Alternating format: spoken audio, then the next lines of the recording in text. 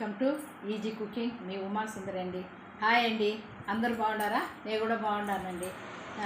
ఈరోజు ప్రత్యేకంగా ఒక వంట చేస్తూ ఉన్నాను. ఆ వంట చూసిన వాళ్ళు లైక్ చేసి, షేర్ చేసి, కమెంట్ పెట్టండి, సబ్స్క్రైబ్ చేయండి. చూసిన వాళ్ళంతా గమ్మని ఉండిపోతారండి. సబ్స్క్రైబ్ చేయండి, కమెంట్ పెట్టండి. Thank you. Welcome to easy cooking. మీ ఉమా సుందరి అండి. హాయ్ అండి, అందరూ బాగున్నారా? నేను కూడా బాగున్నానండి. ఈరోజు కొబ్బరి అన్నం చేయాలనుకున్నానండి. చూడండి, కొబ్బరి నూనె వేస్తా ఉన్నాను. ఒక 3 స్పూన్లు నూనె అండి. కొబ్బరి నూనె తర్వాత మెంతులు వేస్తూ ఉన్నానండి. మెంతులు మనం కొబ్బరి అంటే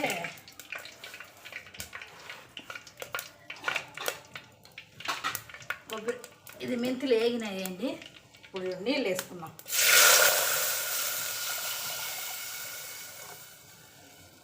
నీళ్ళు వేసుకుంటానే మనం కొబ్బరి ముక్కలు తరిగి పెట్టుకొని మెత్తగా ఇట్లా పేస్ట్ చేసుకోవాలండి. కాగాలి పేస్ట్ ఇట్లా వేసుకోవాలా. దాంట్లో ఒక చిన్న ఎర్రగడ్డ తరిగి ఇట్లా వేసేయాలి.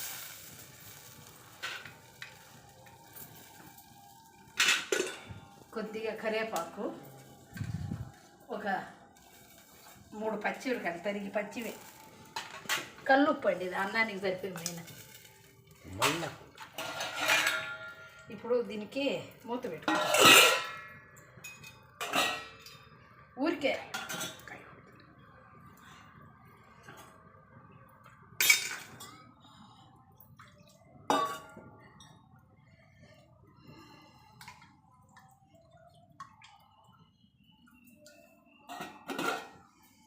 ఊరికి నూరగా లాగా వచ్చేటప్పుడు బియ్యం వేసుకోవాలండి. బియ్యం కడిగి పెట్టుకున్నాను. మనం బియ్యం మళ్ళీ వేస్తాం. పొయ్యి మీద చేస్తూ ఉండాలండి. స్టవ్ మీద కాదు, పొయ్యి మీద చేస్తూ ఉంటాం.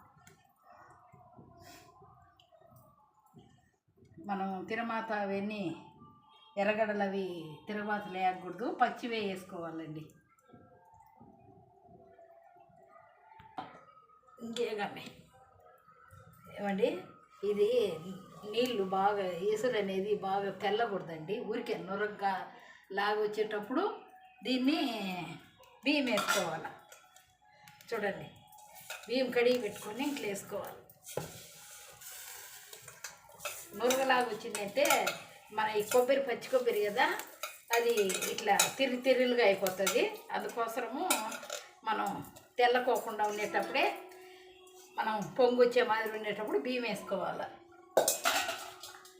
ఇది పచ్చి కొబ్బరి అన్నం అంటే పాలు తీయకుండా కొబ్బరి మిక్సీలో బాగా మెత్తగా వేసుకొని ఇట్లా. ఇప్పుడు దీని మీద మూత వేసుకోవాలి.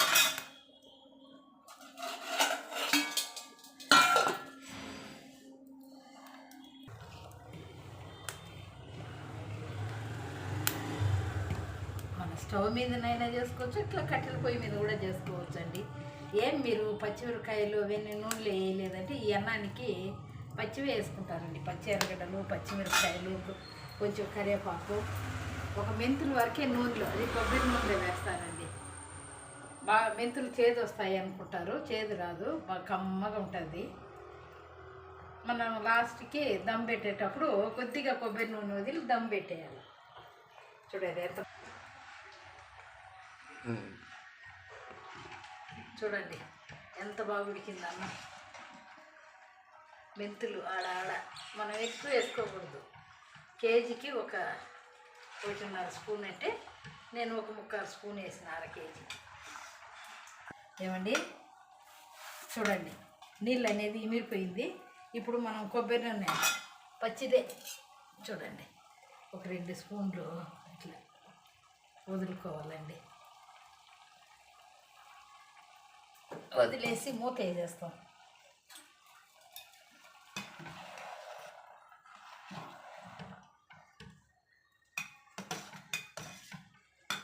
పొడిగా వస్తుంది. కొబ్బరి నూనె వదిలినామంటే చాలా పొడిగా వస్తుంది. చూడండి, మూత వేసేస్తాం. మంట లేకుండా దమ్ము. ఏమండి, ఇప్పుడు మనం కొబ్బరి అన్నం చేసుకున్నాం కదా, దానికి కావాల్సింది పచ్చడి అండి. ఇది కూడా కొబ్బరి పచ్చడి, చింతపండు వేసి కొబ్బరి పచ్చడి అండి. చూడండి, కొబ్బరి మరి తురుముకోవాలా, ఎండుమిరపకాయలు, ధనియాలు, జీలకర్ర, కల్లుప్పు, కరివేపాకు, చింతపండు మనకి ఎంత కావాలని అంత, తెల్లగడ్డలు రుచి పెట్టుకున్నాం 10 పాయలు, ఒక ఎర్రగడ్డ తరిగి పెట్టుకున్నానండి. ఇప్పుడు మనం కొబ్బరి నూనె వేయం. ఇప్పుడు వచ్చి మనం నువ్వుల నూనె వేసుకున్నామండి. పచ్చడికి చాలా బాగుంటుంది. నువ్వుల నూనె ఒక 3 స్పూన్లు వేసుకున్నాం చాలు. ఈ పచ్చడికి నువ్వుల నూనె అనేది వేసి వేయించుకున్నామంటే చాలా బాగుంటుందండి. ఇప్పుడు ఫస్ట్ చూడండి, తెల్లగడ్డలు వేసుకున్నాం. తెల్లగడ్డలు బాగా ఏగాల. చూడండి, ఇట్లా బాగా ఏగాలండి.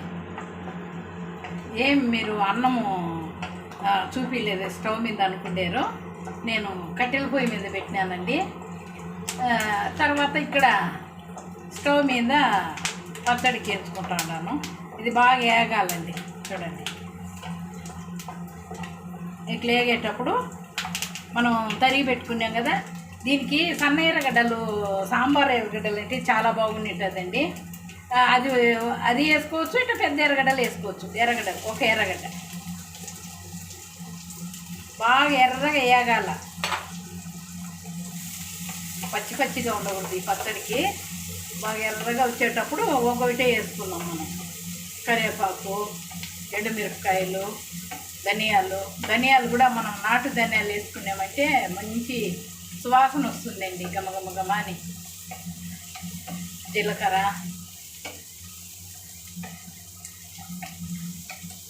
చూడండి, బాగా వేస్తా ఉంది. ఇట్లా వేగాల.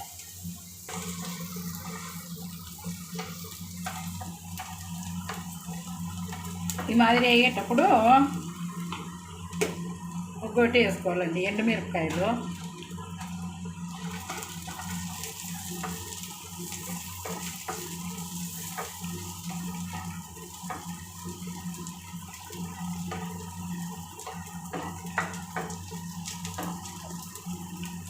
చింతపండు పచ్చడి అంటేనే ఎండుమిరపకాయలండి.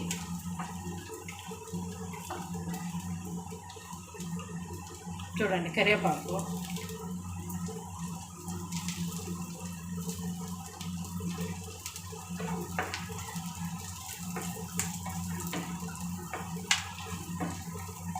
ధనియాలు ఒక స్పూన్ అండి, జీలకర్ర,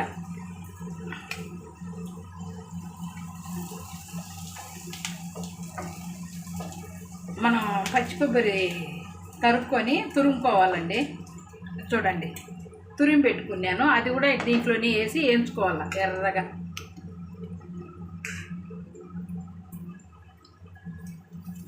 పచ్చిగా వేసుకున్నామంటే పచ్చడి అనేది చెడిపోతుందండి. ఈ మాదిరి వేయించుకున్నామంటే పచ్చి కొబ్బరి 3 రోజులు ఉన్నా కూడా బయట చెడిపోదండి.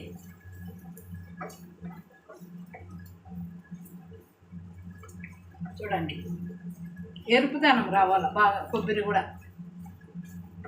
అప్పుడు మనం నూరుకున్నామన్నా కూడా బయట ఉన్నా కూడా ఏమాత్రం చెడిపోదండి పచ్చడి. దీంట్లోనే కడిగి పెట్టుకునే చింతపండు, కల్లుప్పు వేసేసినాను. అన్నీ దీంట్లోనే వేగాల.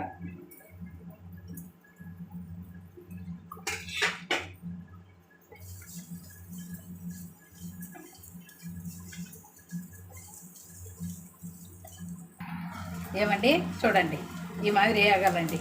ఈ ఎరుపుదనం అనేది ఇట్లా వచ్చిందంటే పచ్చడి బాగుంటుందండి. కొబ్బరి పచ్చడి ఈ మాదిరి వేయించుకోవాలి. పచ్చి కొబ్బరి ఇంకా ఆఫ్ చేసేస్తాము. చల్లారిన తర్వాత మిక్సీలో నూరుకునేస్తాము. ఏమండి, మనం ఇందాక చింతపండు పచ్చడి పచ్చి కొబ్బరి వేసి నూరినాం కదా, చూడండి ఎంత బాగా వచ్చిందో. ఇప్పుడు అన్నం చేసినాం కదా, పచ్చి కొబ్బరి అన్నము, చూడండి బాగా పొడిగా వచ్చిందండి. ఇప్పుడు నేను టేస్ట్ చేసి చెప్తానండి. చూడండి, పచ్చడికి కాంబినేషన్, ఈ పచ్చడికి పచ్చి కొబ్బరి అన్నానికి బాగుంటుందండి. చూసే వాళ్ళందరూ లైక్ చేయండి, షేర్ చేయండి, కామెంట్ పెట్టండి, సబ్స్క్రైబ్ చేయండి. ఈ మాదిరి చూసిన వాళ్ళందరూ చూడండి ఎంత బాగా వచ్చిందంటే, అన్నం అంత బాగా వచ్చిందండి. నేను టేస్ట్ చేసి చెప్తాను. చాలా బాగుందండి. ఈ మాదిరి చూసిన వాళ్ళు చేసుకుంటారనేసి నేను చూపిస్తూ ఉంటాను. ప్రతి ఒక్కరూ లైక్ చేయండి, షేర్ చేయండి, సబ్స్క్రైబ్ చేయండి, కామెంట్ పెట్టండి. చూడండి ఎంత బాగా వచ్చింది పొడి పొడిగా. కొబ్బరి నూనె చేసినా కూడా కొబ్బరి నూనె స్మెల్ అన్నీ రాదండి. ఇది మేము గార్నింగ్లో ఆడించిన నూనె కాబట్టి బాగా టేస్ట్గా కూడా ఉంటుందండి.